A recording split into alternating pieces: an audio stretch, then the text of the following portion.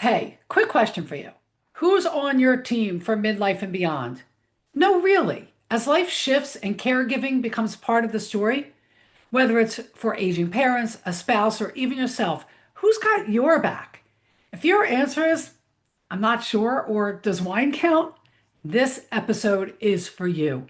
Hey, I'm Jody Silverman, life coach, empowerment speaker, and your host here on Beyond Empty Nest. I'm also someone who's learned the hard way that waiting until a crisis hits is no way to handle aging, your own or your parents'. That's why this episode is a little different. And honestly, I think it's a little epic. I'm joined by four powerhouse women who are the dream team for navigating the messy, emotional, and very real work of aging with confidence and care. You'll hear from a therapist, a care manager, an aging in place specialist, and a financial advisor. Each one brings a unique lens, but together, wow, they'll help you build a plan you didn't even know you needed. You'll walk away from this episode knowing why planning before a crisis is a gift, not a buzzkill. What kind of support you need on your team. Hint, it's more than just your partner or spouse. How to have the talk with a parent who insists they're fine when clearly they're not. Oh, and yes, we're talking about you too, because your well being matters just as much. So grab your favorite mug or your walking shoes and let's dive in. And hey, after the episode, check out the show notes for a link to a community waiting to link arms and support you.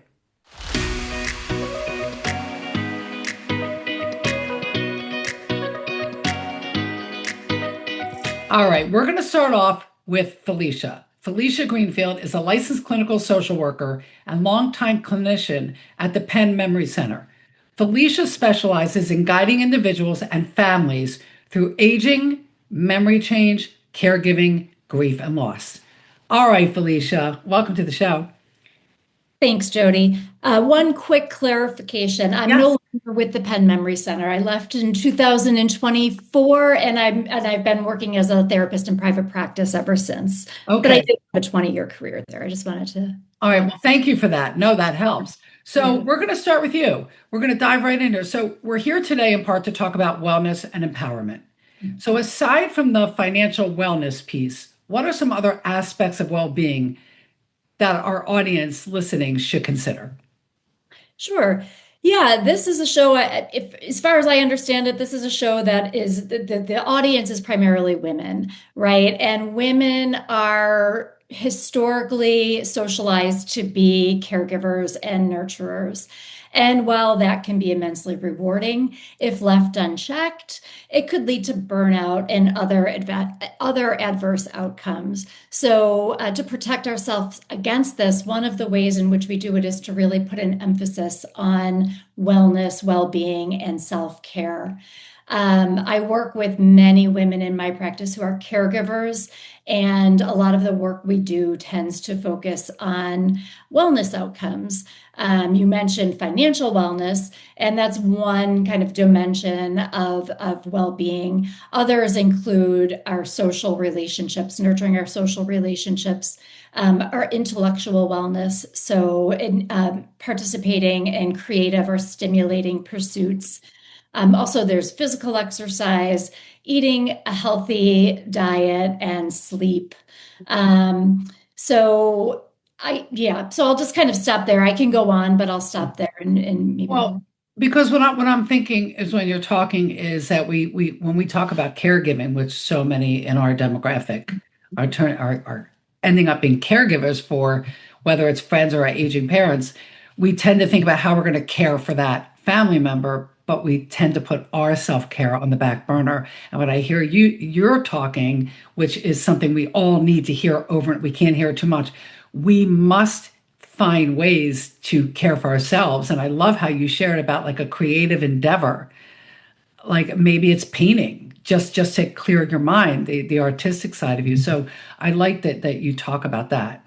Yeah, I just want to kind of echo something you said in a previous podcast, which is you can't drink from an empty cup, right? And so if we're giving, giving, giving all the time, we have to give to ourselves as well. So just carving out some time to take care of ourselves and prioritize ourselves. Yeah, I love that. I'm going to suggest that everybody listening to this episode right now, because I can tell you I know where it's going, you're going to want to listen, and then you're going to want to share it with a friend, and then you're going to rewind and listen again, because this is important. This is very important for us. All right, so we're going to thank you, Felicia. We're going to move on to Liz Dunleavy, who is a licensed social worker and certified care manager. Liz leads Kith Eldercare, supporting families with the complexities of aging through a team of social workers, nurses, and therapists. Welcome, Liz. Thank you, Jody, for having me. Yes, oh my God, thank you for saying yes. All right, Liz. So, first of all, what is a care manager for those who don't know? And then what services does a care manager typically offer? Okay, great question. So, a care manager, there's a lot of, I just want to say, there's a lot of people kind of hanging their shingles who call themselves care managers. Maybe they've cared for a parent, so they feel, hey, I've done this. So, I do want to caution people when you're looking for a care manager, there is a great resource called aginglifecare.org. So, that's organization that in order to be of care managers and in order to be a member of that association, you have to have either a degree in social work, typically a degree in nursing, social work, gerontology, and have had a number of years working, at least 3 years of working with people who need services. So a care manager, I like Felicia had in our last meeting referred to us as hired daughters. So I think we are hired daughters with maybe some experience, professional experience in caring for people who are facing a whole variety of different things, be it dementia, Parkinson's, ALS, cancers, things that, unfortunately can crop up as one ages. So we help coordinate care. And we at Kith, we can do as little or as much as people want. So we like to start by looking at the situation holistically. So we're looking at someone's social supports, their physical needs, cognitive functioning. Do they have their legal affairs in order? What do their finances allow? If they want to stay at home or if they're going to move. So we work kind of where our client is. So if they want to age in place, we'll help coordinate services, monitor them. A lot of our folks who hire us are adult children who live out of state or are working full time. They're that classic sandwich generation or situation. So we are there. Again, we can do as little or as much. We can take mom or dad to a doctor's appointment. We can, report back to the adult children who might not be available as much as they want to be. And then if somebody can't or doesn't want to stay in their home, we can also help with placement. So we know in the Philadelphia and surrounding areas, all the different available senior housing options, be it continuing care retiring community, subacute rehab, memory care facility, whatever they may need, we can help direct them, based on our experience, help narrow down that search. Wow, it's a one stop. I mean, I like that. I think instead of having to go to 5 or 6 different places, it sounds like they call you, they call, find you. And I love how you say you meet them where they are and you ask all those important questions. But what I heard you say too, Liz, is that well, maybe I should ask this question. Do you find that it's primarily the adult children calling on behalf of their relatives versus the older relative calling and saying, this is what I need? Absolutely. And to piggyback what Felicia said too, I think there's so many seniors who are fearful. They are afraid, they're keeping it together like it's a house of cards, but they are afraid to bring in someone to their home or admit that they need help. Yeah. So when the senior contacts us, quite often it's a crisis. Maybe someone was hospitalized and now they know they can no longer function as they have been. Whereas if they had maybe got some help sooner, the outcome might have been a little different. But it's, yes, 90% of the time it's the adult children who hire us and they either, are working full time or they live, they're not in the area. So they need some extra support in caring for their older loved ones. Yeah. No, that's important work. Yes, Rebecca. And what I'm seeing in sort of my sphere is that, we have more and more women who are not getting married, right? More and more single women, certainly widows. We as women live longer than our spouses in many cases. And what I have been encouraging my clients to do is to establish relationships with people like Liz before you're sick, right? Because, when you are a single person, a perfect example, I had a client who was having cataract surgery. Well, you can't drive home from that, and they won't let you Uber, right? So Right. you need a relationship where you can get that support.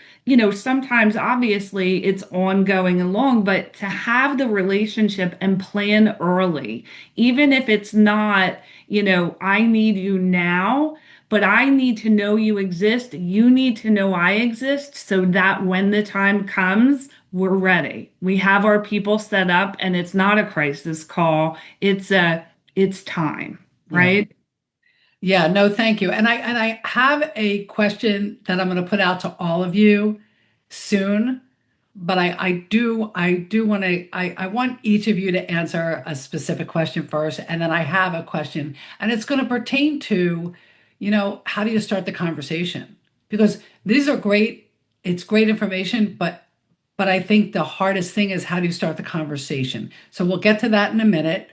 But I wanna go to Bode Hennegan, who is the founder of Life Managers and Associates and a certified aging in place specialist. Bode helps older adults stay independent by managing the daily tasks of aging with dignity. And I think that whole, helping adults stay independent, like it's such a big, that's what keeps the fear of the older adult from contacting somebody like you, like Liz, like everybody on this panel. So, Bodhi, welcome to the show. Thank you. So, why should we create a plan for aging, and what are some of the tips on how a person can maintain independence as a person declines physically and or cognitively? Sure. So I think I'd like to start just talking about what a plan for aging is, because Yes. oftentimes I hear from people, oh, I have my legal documents, I've plans. And the truth is, the legal documents are for the end of life. Your powers of attorney are for when you lose capacity, and your wills for what happens to your things after you pass away. And when I think of a plan for aging, I'm thinking about how are you going to live up until that point of incapacity. And there's three components to that. It's where are you going to live, and making sure that the place that you're living is accessible for an aging individual. And so that doesn't necessarily mean you need to move, but you need to take a hard look at your home if you're going to age in place and figure out what modifications are necessary. And they can be simple things like grab bars or railings, or they could be more complicated, like bringing the laundry up from the basement or creating a single floor living space. The second piece is the piece that Liz covers is who's going to help you with your medical, be your medical advocate. And again, this is not taking over, but someone to go to the doctor's appointment with you and listen to hear what the doctor's saying, because you, as the receiver of the information about yourself, may be in another space because you're not hearing information that you want to hear. And for many couples, it may be that they're each other's advocate. But at some point, if both couples may have cognitive or physical limitations. So having someone enlisted to be that person, whether it's a family member or a hired care manager, is super important. And then the third piece is who's going to help you with your administrative piece or affairs. And that's the piece that Life Managers and Associates does. And again, it's not taking over, but it's keeping an eye on the bank account, the credit cards, the house maintenance to make sure that mistakes aren't being made. And people that have help with these things in all three areas typically do better because they're less likely to make mistakes or get taken advantage of. Doing this is not easy. And I recognize, I've heard this analogy that thinking about your own demise is like looking in the sun. You can only do it for short periods of time. Yeah, So I you've got like to that. start early because you can only do it for a little short period of time and take chunks out of this. But creating the relationships that you need, whether they're family members or outsourced, is really important. Yeah. Because as we talked about earlier, once a crisis happens, it's mayhem, and you're It is. operating from a place of emotion rather than a place of fact. Yeah. And you may not have the same options that you have if you have a longer runway to be able to look at what those options are. I so much of what you're all saying, and Bodhi, I love how you shared those three things. And you make me think of a situation that I had many years ago. I had 3 years where we lost my father-in-law, my mother-in-law, my sister-in-law, and we had to get together as they were my in-laws, and yet I took a big lead role in organizing their health care. But here's what you made me think about, and not everybody's like this.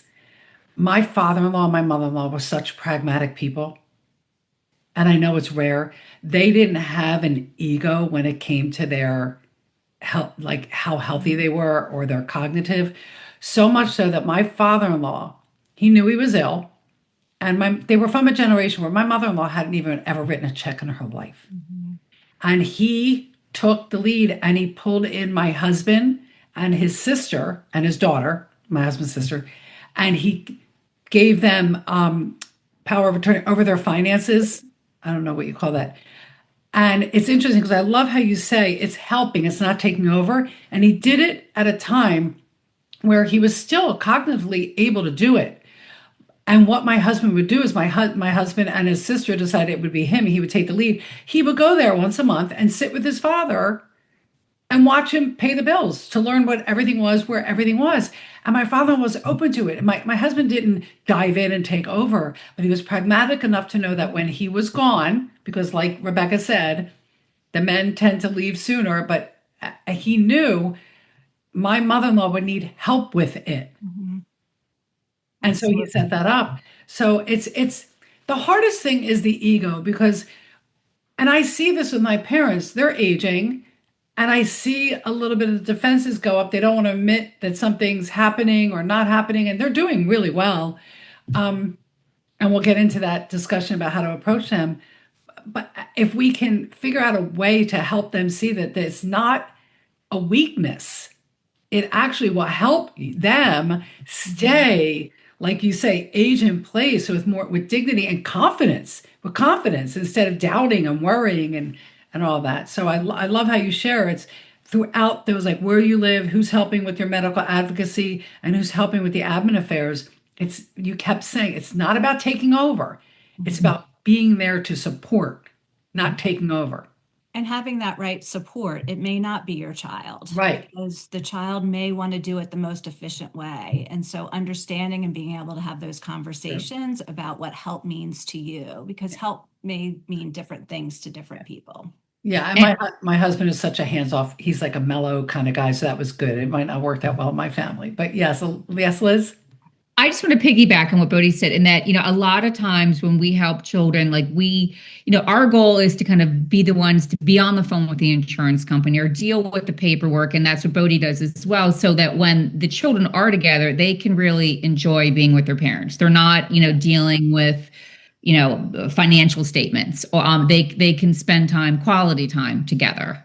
Like we can still be their daughters and their sons and not the head of the family. Yeah. Yeah. And I think our generation, we talk so freely about things like health and money and all of those things. Our parents don't. And, I still, my parents, their finances were a secret. I'm a financial advisor and their finances were a secret, right? So, they don't necessarily want to share that information with their kids, and they should have that right. Yeah. No, I agree. Well, since Yeah. since you brought it up, we have to bring finances into this as part of the well-being. So, Rebecca, what are some of the things women should be thinking about the women specifically, you could talk about families, take it Mhm. wherever you want, but the women should think about with regard to their finances as they enter midlife, retirement, and beyond. I mean, you said something very common, which is, your mom never wrote a check, or your mother-in-law never wrote a check in her entire life. That is not the story of just, people in their 80s and 90s.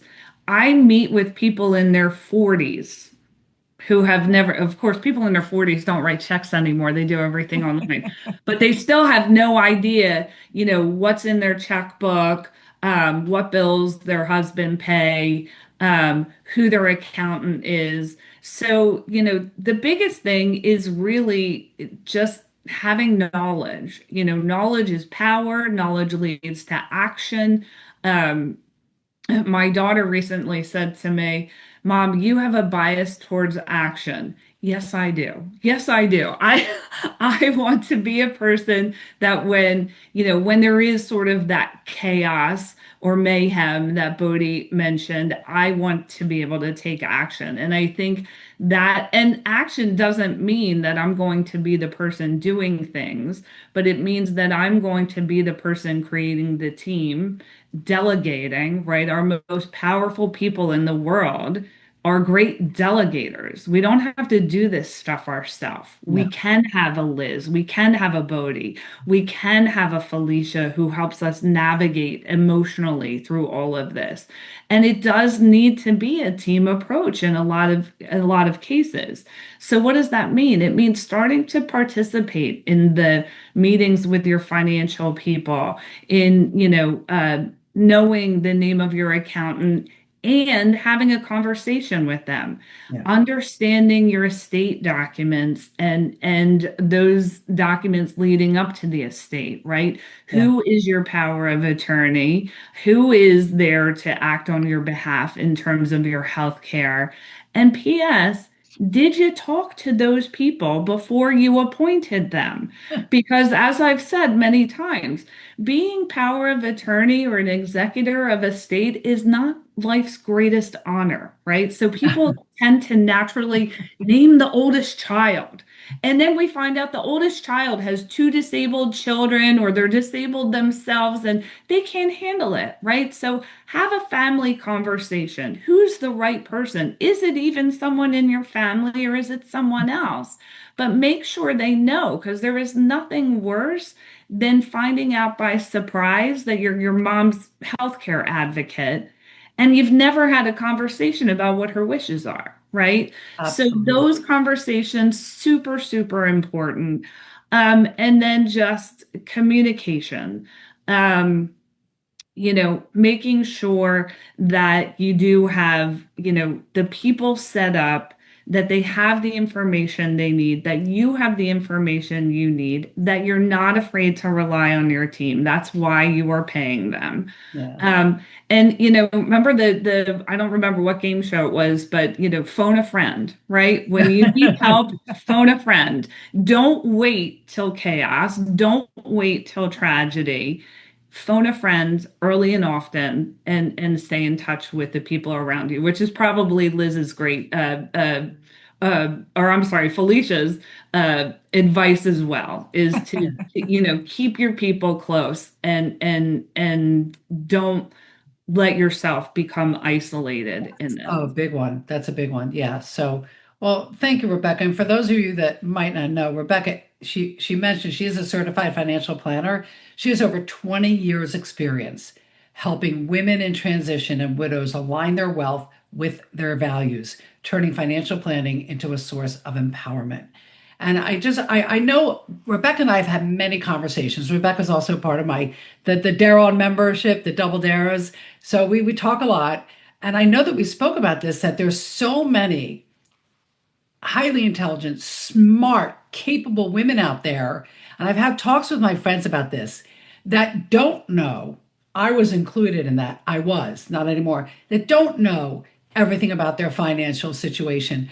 And I talk to my friends about it. We say, why do we think that is? Why do we, there's so many nuances, but one of the biggest reasons we're tired. We do everything like, let them do it. Just let them. It's like, quote Mel Robbins, let them. Now, I mean, my husband does handle, he's a CPA. So when we decide, okay, who's going to pay the bills, who's going to do all that, and yet we have a conversation all the time. We talk before an investment is made. He says, this is what's going on. I said, hey, once a month, like updating me on what's going on in our accounts. I have access to all my accounts. I know that I'm the beneficiary, named and signed on all my accounts. But it's not the case. It's not the case. And for me, it was a couple things. I'm like, okay, I do 99% of everything in this family. Let him. And I also was the woman who told herself, I don't know numbers. I don't understand numbers. So I just, it's a fallacy because I do understand numbers. I just need it to be explained to me in a different way.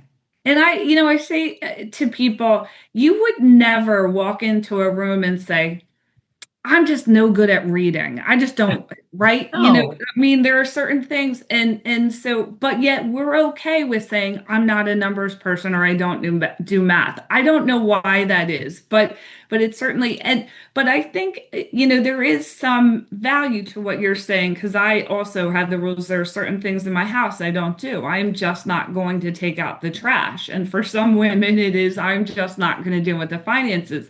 But doing versus knowing are different, right? And it's okay to not do, but to know at least, where your resources are, who your team is, and yeah. And I talk a lot about, I did an episode on who's on your team, not this type of team, but this is included in that. So thank you for that. All right, before we get into, I do have a very big question to ask, but before we do that, I do want to circle back and say, because you've all given such great information, but how and where, how do you approach the family member that's not doing well? Like, because there's going to be resistance. There could be resistance. Not everybody's pragmatic, as my in-laws. Most are not. So I'm going to throw that. I mean, I don't know who wants to take that first, but I'm thinking we throw it to Liz first. I would say, yeah.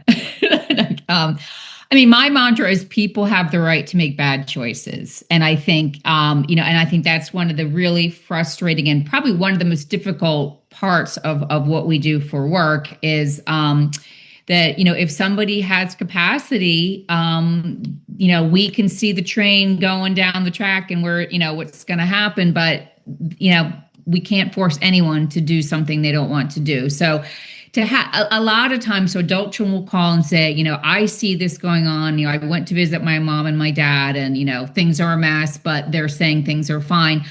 Sometimes, and Felicia, I think this would be good for you, that we say, we'll turn it around and say, it's not them because they are afraid. A lot of it's fear. Like they're not able to do what they did. They don't want to admit there's change. So we say, let's reframe it and say, look, I'm the adult child. Mom, dad, can you do this for me? Because I live, out of state. I need the peace of mind. I'm up at night, losing sleep because I'm not there and I'm worried about you. So would you hire this team, that, I know I can reach out to, I know is local, I know that can step in should there be a situation. And sometimes that helps. I mean, sometimes there's a crisis and then, things change. They realize we can't go any further. We need help. There's another, what I like, it's called the Conversation Project. And it's a website and it's designed to start a conversation about documents, power of attorney, wills, advanced directives, what that is, who you just who you should, the conversation you should have before appointing somebody. So that can be helpful in starting the conversation. All right. No, thank you. Felicia, do you want to add anything? Yeah, sure. So no one sees themselves as old or aging or infirm, right?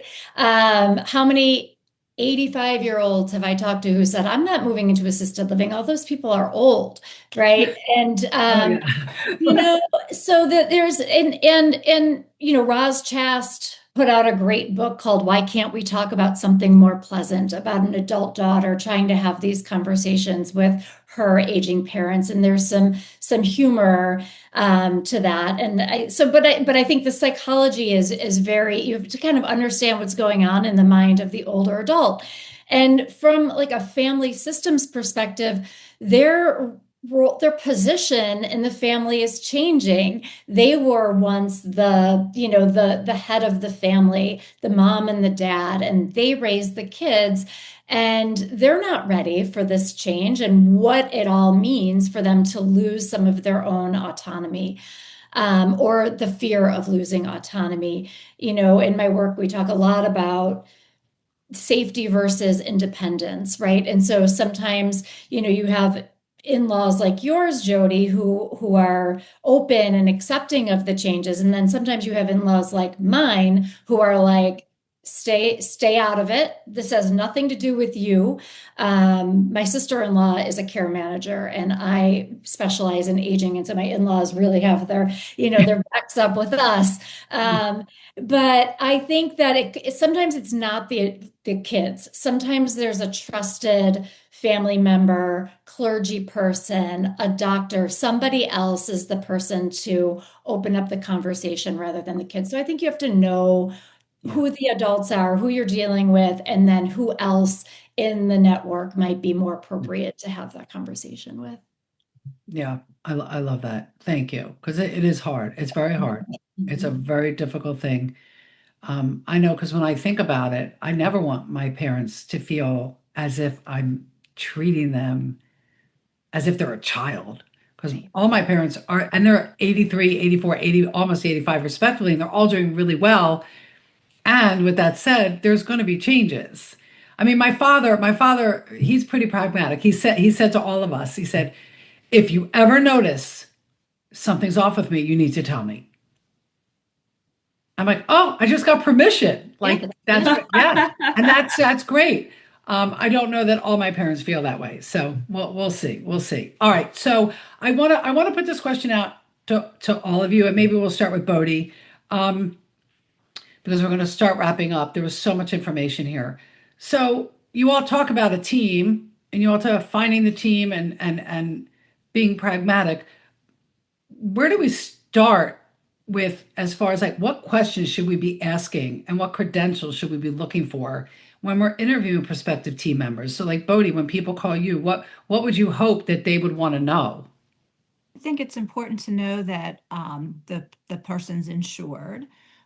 In the daily money management world, there is an association of daily money managers, and to know that someone's a member of that would be important. I have a team of 10 people, and all of my people have background checks. In order to be a member of that, the American Association of Daily Money Managers, you also have to have background checks. We don't do any work remotely because we don't want to take people's passwords. And so, just understanding how the person is going to work with you and what information you need to be able to provide them is important, and then whether or not they're supervised or not. So a solo practitioner is just one person, and that gives them a lot of leeway, where when you have an organization, there are people that are supervising and looking out for the person who may be supporting you. Yeah. So understanding what that structure looks like, as well as how much experience they have in that work. I like that. Rebecca, and what about for you? So I want to double back a little bit on what Bode said, because I think something really important to talk about where that's concerned is fraud. And we see so much of it in seniors. And this is why these questions are so important. And I like to read these statistics because they're scary. 19% of people over 60 will be a victim of fraud. 30% of all fraud is on people over 60, and 22% of those are widows. So, these credentials, these things that we're talking about, are really, really important. Really, these people are coming into homes, they're having, they're sharing intimate information. It's super important to make sure that you're hiring the right person with the right credentials. So in terms of financial advisors, and again, we're diving into really personal things. The There are a couple of things that are important in this world. One is what the financial person's fiduciary standard is. You'll see it on commercials all the time. I'm a fiduciary. Well, what does that mean, right? There are a couple of different standards where that's concerned. So there's a standard that says that that person has to make recommendations that are suitable for the end user, right? And then there's a standard which CFPs are held to, which is that we have to act in the best interest of the client.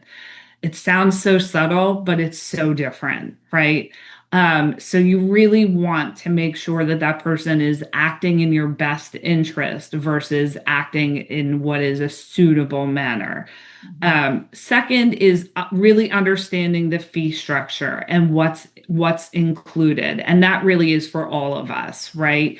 What are you paying? What is included? Is there anything that's not included? And are there things that you're looking for that maybe this person does not do? And I think, when you're looking at a team approach in this space, there's sort of like, this is the area that I cover. And then there's this little gray area, and that's what Bode covers, right? Yeah. And then Bode covers this, and then there's this little gray area, and that's what Liz covers, right? And then how do we tie that all together to make sure that everybody is behaving well and kind to each other? And that's where we bring Felicia in, right? So yeah. I love that. I love it. This is your dream team right here. It really is. This is your dream team for midlife and beyond, everybody. If you haven't caught on, I love how you tied that all together. Thank you. And I want to thank you all. Just a fun fact, I was invited, Rebecca organized this panel in a live setting, and I went to the live event, and oh my gosh, the questions that were coming from the audience. So I know that you listening right now, whoever you are out there, I know you're listening to that one woman who's listening, you have questions. So we will make sure that you can contact everybody. But I want to thank you all so much for being part of this important conversation. I have a feeling we'll be back for like a part 2 because there's so much more to have on this conversation. But I think for right now, there's a lot to digest. Well, thank you all so much. Rebecca, thank you for organizing it. Thank you, Liz. Thank you, Bode. Thank you, Felicia. Thank you.